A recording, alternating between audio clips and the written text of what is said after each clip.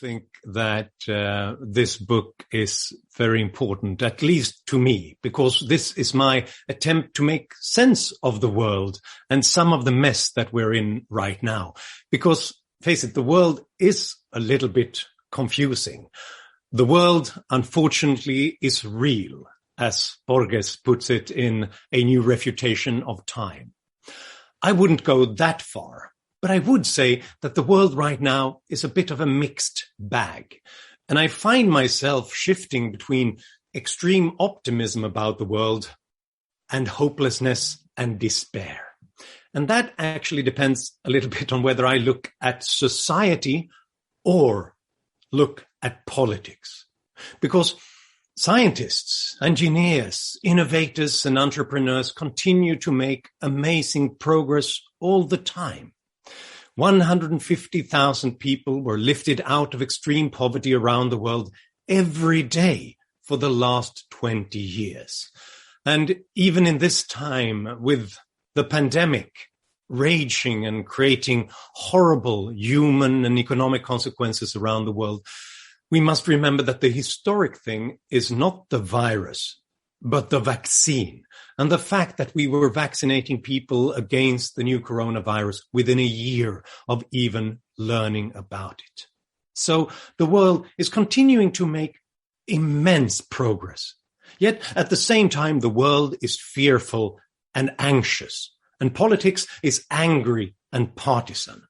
Instead of trying to maximize mutual gains, it is about taking as much as possible from others and forcing your agenda onto the others. And that, I think, is because one side is open and the other side is often too closed. Society, knowledge, technology, and the economy is a positive-sum game. It is about openness, but politics too often is about zero-sum. It is about not live and let live. It's about eat or be eaten. And my reading of history and evolutionary psychology makes me convinced that we have both within us. And this explains our progress and also why we sometimes make a mess of it all. We are very good at openness, but we also fear it. We have a double nature. We are traders, but we are also tribalists. So let's start with the first, with our openness. Why did Homo sapiens conquer the world? In a way, it's strange because we are not particularly strong compared to the others in the animal kingdom. We're not that fast. We can't even fly. We are not that good at swimming. So we don't have the physical strengths that would make us assume that we would be the conquerors of the planet. But we do have a superpower that other animals don't. And to understand which one, look into a mirror. And if you don't have a mirror, look into my eyes and look at the white of my eyes. It doesn't seem very remarkable, but in fact, it is unique in the animal kingdom. Our ape cousins, they don't have it. They and other mammals, they have brown eyes, brown sclera, so that they hide their gaze from others.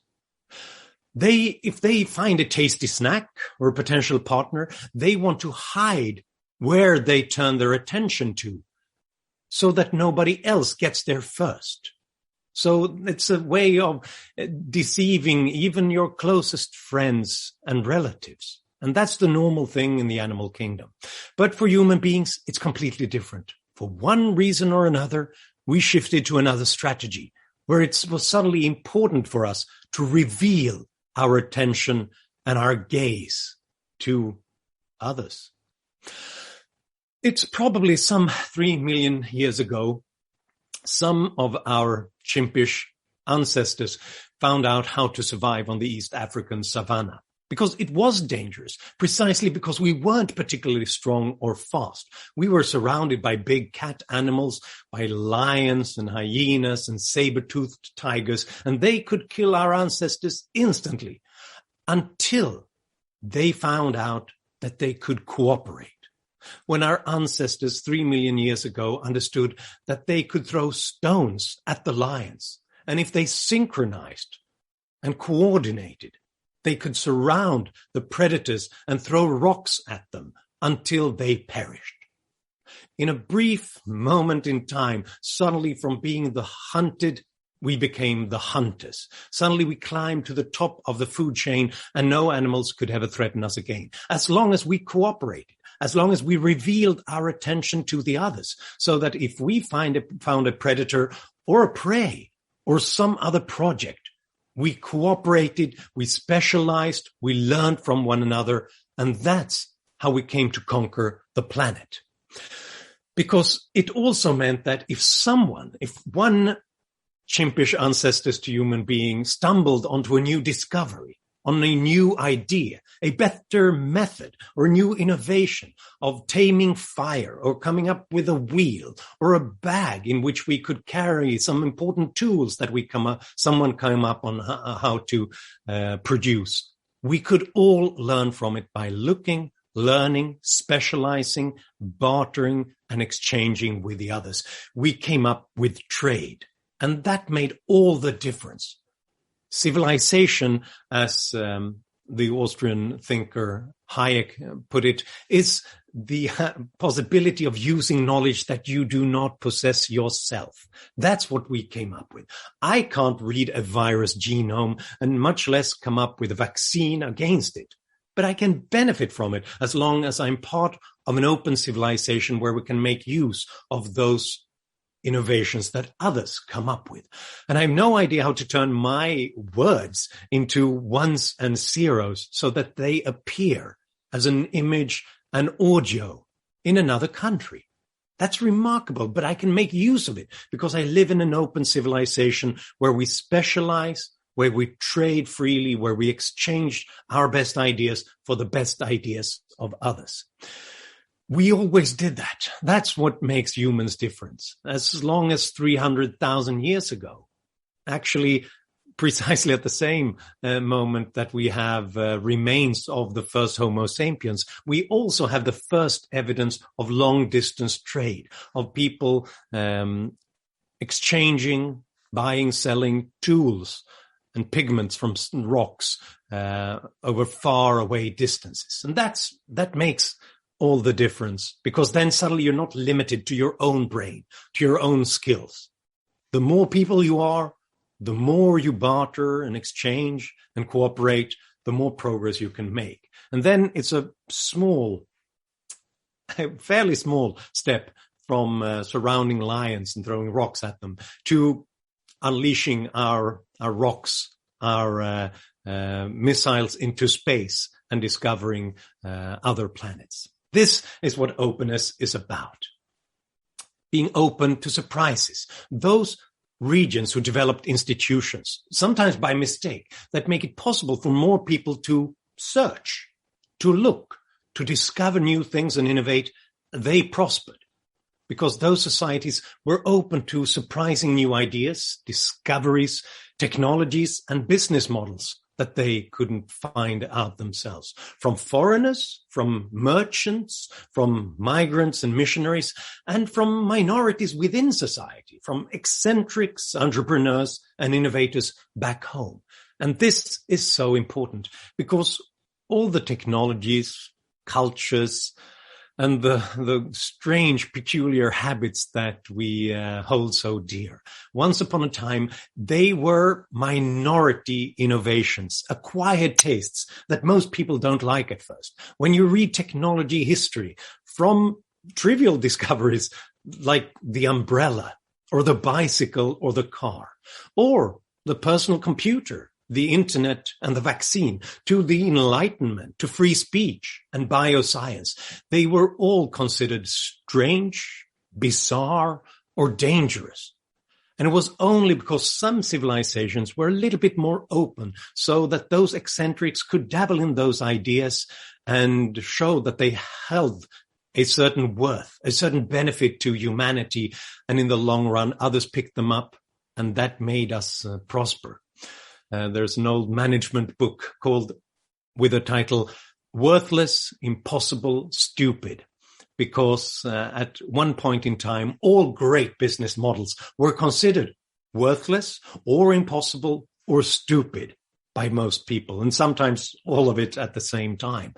And in societies that were planned according to a particular blueprint, a particular plan from the top down, those worthless, impossible, and stupid ideas, they were not allowed to thrive.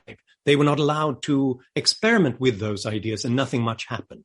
But in an open society and an open market, those ideas and methods, they don't have to be tested against a plan or a blueprint. They're allowed to succeed if people pick them up spontaneously.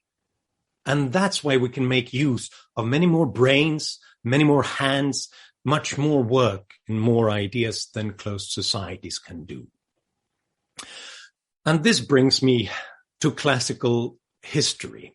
And that's much of my book is an exploration of the golden eras of history, because this one is not the first golden era of rapid scientific and technological development and economic growth. We've had plenty of them. We've had golden eras in different cultures: the Phoenician seafarers on the Mediterranean, pagan Rome, the Muslim Abbasid Caliphate, Confucian Song China, Catholic Renaissance Europe, and the Calvinist Dutch Republic. The common denominator was not a particular culture, ethnicity, or religion, but the fact that they were all relatively open compared to other civilizations. Open to trade, to migration, to new ideas from within society and from without. Montesquieu, the Enlightenment thinker, when he looked at the Roman Empire and tried to understand how they could create such a large empire for such a long time, did not point to their important particular skills, technologies, or methods of warfare, but the fact that they picked up new ideas to improve that all of the time. As Montesquieu said, the main reason for the Romans becoming masters of the world was that, having fought successively against all peoples, they always gave up their own practices as soon as they found better ones. End of quote. And this actually goes even for vicious warlords, as Genghis Khan, who created the largest land empire in history in a very short period of time, partly because of great skills in warfare. But where did he pick that up? Well, the point was that, as historian Jack Rutherford writes, because the Mongols had no system of their own to impose on their subjects, they were willing to adopt and combine systems from everywhere. They searched for what worked best, and when they found it, they spread it to other countries. And even though he was a terribly brutal warlord, within the empire, he imposed open commerce, religious freedom, and meritocracy, because that was the only way of creating constantly better technologies and better ways of waging war and creating prosperity for the Mongols. And when they invaded Europe, 2/3 of the invaders were not ethnic Mongols, but the best fighters, engineers, and thinkers from around the whole Mongol Empire. When we have systems like that, institutions like that, implemented for a sustained period of time, protected by rule of law, hopefully more than Genghis Khan imposed on his subjects, property rights, freedom to trade and associate, then we have predictable institutions that make unpredictable behavior and surprises and innovations possible. And then we create a quantum leap of innovation and of progress. And that's what we have seen in the Western world in the last 200 years, after the Enlightenment with the Industrial Revolution, because suddenly we had institutions like that protected for more people than ever before. And the result in numbers, objective indicators of living standards, speak volumes about how this created a whole new world. In the last 200 years, we increased life expectancy around the world from 30 to 70 years. We reduced extreme poverty from 90% to 9%. From 9 out of 10 people living in extreme poverty 200 years ago to less than 1 in 10 people in extreme poverty. And that's why we are here. That's why we can discuss ideas about history and economic history and intellectual history and what makes societies flourish and what destroys societies. Something that used to be a peculiar habit for a tiny elite in all previous civilizations. Now we are constantly debating this in newspapers and on social media every day. We have created a remarkable civilization precisely because we can benefit from knowledge, from innovations, and from goods and services that we would not be able to create ourselves. That's the good news about openness, and that's wonderful news. And we should cherish and treasure it every moment of time. But there are also some bad news.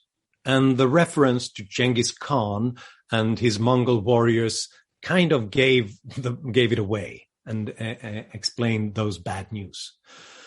Because historically, we often develop this amazing ability to cooperate harmoniously with others, even with strangers, in order to be able to kill and steal from others. And that's the tribalist within ourselves. I talked about the trader. This is the tribalist.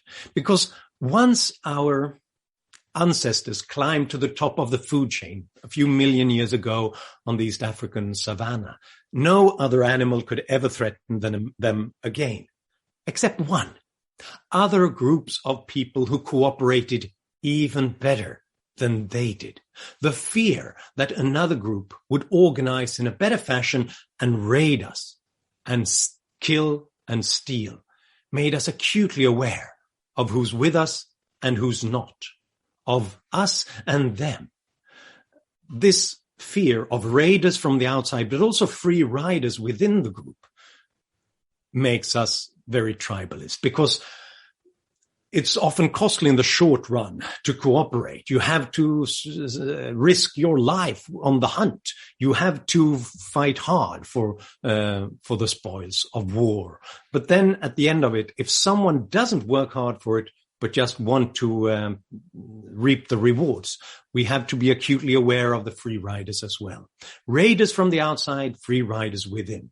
This developed a sense of who's with us and who's not, who's loyal and who's not. Because between us, between different groups, there is not a positive-sum game. It is a zero-sum game. If they kill us and steal us, we're worse off. That's the problem that we had to be acutely aware of historically, because if we weren't, we were selected out of the gene pool, and we wouldn't be able to spread our ideas and our instincts to anybody else. So we're not just traders, we are also tribalists. We are constantly trying to find common ground, areas of mutual agreement, how we can create mutual benefits with others. But we're also acutely aware that they might be treacherous, they might be deceiving us, they might be out there to get us. And unfortunately, this for good historical reasons, but unfortunately, we are a little bit oversensitive to it. And here's a disturbing experiment from social psychology, a disturbing experiment about modern art. Students are being led into the laboratory, and they're divided into two different groups, depending on what they think about two modern painters, about Kandinsky or Klee, painters that they hadn't heard of before. They had no relationship to these artists, but then they're divided into different groups. They learn, they never get to meet the other students. They only learn that you are a Kandinsky student and you belong to the Kandinsky group. And now let's play an economic game where you distribute rewards between the Kandinsky group and the Klee group. And well, you've guessed it. The first thing that happens is that people become instantly loyal to their new group. with other people whom they've never met, whom they will never meet ever again, only divided into this group depending on their taste in Kandinsky or Klee. Well, they become loyal and they want to give their own group as much as possible, not to themselves, but to strangers who share their own taste in art. But it gets worse. It's not just group egoism. It's also that you are even willing to forego a certain benefit to your own Kandinsky group in order to punish the Klee group. So it's not that you want as much benefit as possible for your own group. It's that you want as large a possible distance between your own group and the other group, which sounds bizarre. You're willing to forgo benefits for your own group just to punish other strangers that you've never met before, based on their taste in an artist that you've never heard about before. But it makes perfect sense if our interest in redistribution and punishment and rewards is based on this zero-sum game that we historically played between different tribes on the savannah and for hundreds of thousands of years. And this is still with us. The instant we start thinking that we belong to a particular group. Not individually. That's not how we function individually. Then when we meet somebody else, we try to maximize mutual benefit. But the moment we start to think of ourselves as belonging to a group, we think of the other as a group that is threatening us. And that's why politics is often so angry. Because the others, they're the enemy, and we have to defeat them, even if it costs us ourselves dearly. We think that the world is a zero-sum game because the world was often a zero-sum game. Not always. As I pointed out, we've benefited tremendously from cooperation, from trade, even with other tribes and even with strangers. But not always is not enough. If the world is sometimes a zero-sum game, that's often enough, because our tribalism, our willingness to benefit our group at the expense of others, and our fear of the other group is often, it functions like a smoke detector, as a fire alarm. And fire alarms, they are designed to be oversensitive. Because if the smoke alarm at the hotel or in your apartment misses a couple of real fires, that's the end of it. Then you're selected out of the gene pool. But if it's oversensitive and it gives you a few faulty warnings, they mistake cooking dinner for a fire, that's not that dangerous. You just become more aware, you look around, and if you leave the apartment or the hotel, that's not that dangerous, but it's dangerous to miss a fire. Well, that's just like our tribalist fear of other groups, because historically, if you weren't oversensitive to tiny difference that shows that the others might not be loyal to you, they might kill you. So we're oversensitive, because this world where we almost always play positive sum games with others, in science, technology, in free enterprise, free trade, that is new. Even though we've always dabbled in it, the fact that we have predictable institutions that protect this for people so that we can always play positive sum game with strangers and foreigners and people on the other side of the planet, that's brand new. And economic growth and scientific and technological innovation that makes you see that it lifts almost all boats and make most people better off within your own lifetime. That is new. That's something that has only happened in the last few hundred years. Think about it. If we were to condense Homo sapiens history, 300,000 years of history, into just 24 hours, into the last day, basically. Well, then the 200 years when almost everything great happened, when life expectancy went from 30 to 70, when extreme poverty came down from 90 to 9%, when we increased living standards by some 3,000%, that's only the last 60 seconds. And those are great 60 seconds, and we should be happy to be living within those 60 seconds and not previously. So that's where everything, all that progress comes from. But it's not where our instincts come from. It's not where our attitudes and some of our belief systems come from. They do not come from those 60 seconds, but often from the 86,400 previous seconds. And of course, our prehistory is much longer, much, much longer than those 300,000 years.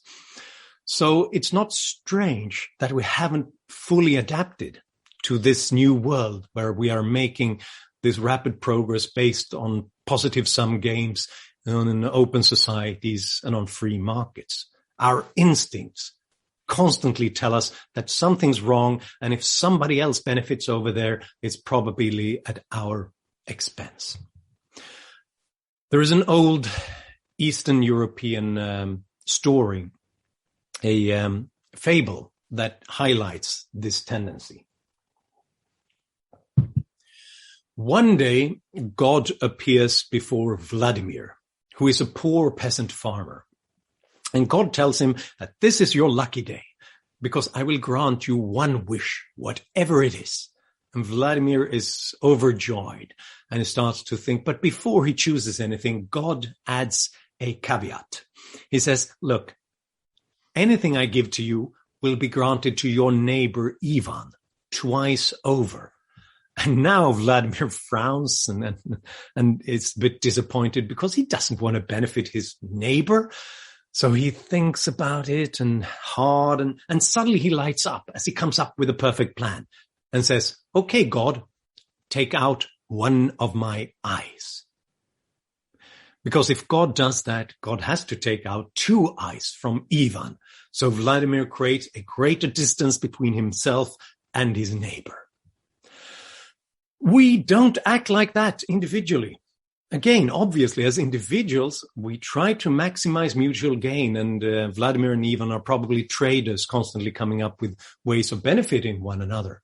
But as soon as we think that we are members of a tribe in constant warfare with the other tribe, the other group, the other party, the other race, the other religion, the other country, the trading partner, well, then we start to often instinctively trying to maximize not mutual gain, but distance to the other, which turns popular perceptions upside down. Because traditionally, we often say that individually we are ruthless and greedy, but collectively at the voting booth, we are enlightened and live in harmony. It's actually often precisely the other way around. As individuals and families in civil society and on the market, we try to come up with ways of pleasing others, because that will also help us rather than punishing them and creating a large distance to them. Collectively, we are not. Collectively, often we behave like Vladimir. We are trying to protect ourselves by creating a large distance to the other groups, especially in times of crisis. And this is my reading of history as well. Often in times of economic depressions, military threats, natural disasters, or pandemics, we are naturally fearful and afraid of the world. And this triggers a societal fight or flight instinct. We want to find a scapegoat to fight, or trading partner, or foreigners, or big business. Or we want to flee. We want to escape and protect ourselves behind trade barriers or building walls against the world. We want to be protected by the safety of the tribe, by the strong men, by big governments. Actually, social psychology experiments shows that even just watching a horror movie makes us, after being frightened by it, more collectivist. And we want to hide within a tribe. And we're not necessarily interested in making progress or finding mutual ground with others, but rather to fight our corner and be protected by the tribe. And this is obviously the thing that demagogues and authoritarians around the world exploit all the time. Politics is too often about making us think that we belong to a particular group and that we are threatened by the other groups, and we have to beat them up. The 1% of the richest, big business, the foreigners, the immigrants, the minorities, or that other country that now benefited because of all the exports, or something like that. And the dark irony is that this is often historically how we undermine progress. We undermine openness, and then we undermine progress because we make less use of the brains, the ideas, the production of others. Because we start to engage in conflict, in confiscation. We build walls, we start trade wars, and sometimes we start real wars. And that's an important contributing factor behind why the golden eras were all ended. Previous cultures, they began to think of themselves, often in times of crisis, during pandemics, during natural disasters, in times of conflict, they began to take out one of their eyes to make the others suffer more. And do that twice, and you're blind, and you lose your way. And that is the story of Abierto, of open, that we have plenty of golden eras in history, and they were based on openness. That's the first common denominator. But the second common denominator is that they all collapsed. They were all ended. And often when they lost their self-confidence and started to shift inwards and stop thinking about how they could innovate and prosper in the future, but started to think about how they could fight their own corner rather than anything else against the other tribes. So they all collapsed except one. And that's the one that we're in right now. And that's the message of my book. Don't take that for granted, because it's not automatic. It doesn't happen by itself, no matter what we think, no matter which belief systems and ideas we start to believe in. Arnold Toynbee, the great historian, he said he was very angry at other historians who had simple analogs between societies and human beings. They started to say that, look, this civilization got old and tired, or it got old and died. And Toynbee pointed out that no, look, there's no pre-programmed life expectancy in civilizations. There's no DNA there or anything that says that their time is out. Toynbee instead pointed out that civilizations only die from murder or from suicide. And as he added, most often it is suicide.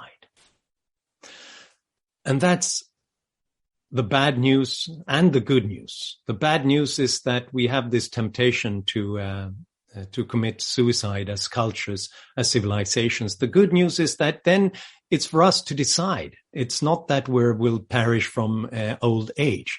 If we do it, it's because we fall for the bad side in our double nature. We have seen the enemy, and he is within us, in our double nature, within the tribalist, all the good and all the bad. As Borges also wrote in A New Refutation of Time, time is a river which sweeps me along, but I am the river. It is a tiger which destroys me, but I am the tiger. It is a fire which consumes me, but I am the fire. So the good news is we don't have to go the same way as the civilizations that perished. We just have to bring our minds up to speed with the beautiful world our minds created. To understand and appreciate the value of openness and progress, and to realize that we can always create institutions that turn the game into a positive sum game. As long as we're safe in our possessions, we have our rule of law, property rights, free markets and free trade that makes it, and free speech and intellectual openness to make sure that we benefit from what others create rather than being threatened by it. To understand that, to appreciate that and not fall for our closed-mindedness, that's what we have to do. My book is my way of explaining why we have to do it. It's not just that we can do it, we have to do it because, as the great novelist Mario Vargas Llosa puts it, we can never decisively win the battle against the tribe because it is within us, but we can lose the battle. And that's what we must not allow to happen. Thank you.